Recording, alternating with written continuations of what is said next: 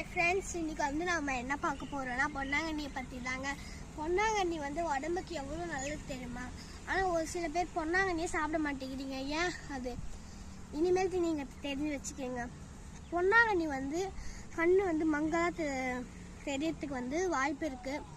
அதை வந்து நீங்கள் தேங்காய் திருவி போட்டு பொரியல் பண்ணி சாப்பிட்டீங்கன்னா செம சூப்பராக இருக்கும். அதுவும் இல்லாத கண் வந்து நல்லா இருக்குங்க. ஓகே, வாங்க பொன்னாங்கண்ணியை பார்ப்போம். எங்கள் கைனியில் போட்டிருக்கு, அழகாக இருக்குல்ல? அதுவும் இல்லாத இந்த நாட்டு பொன்னாங்கண்ணி இருக்குல்ல, அந்த நாட்டு பொன்னாங்கண்ணி வந்து மூட்டு வலிக்கும் நல்லது. மூட்டு வலி ஏதாச்சும் உட்காந்தா ஏஞ்சிக்க முடியலன்னுவாங்கல்ல, அவங்களுக்கு வந்து இந்த பொரியல் பண்ணி கொடுங்க, செம்ம சூப்பராக இருக்குங்க.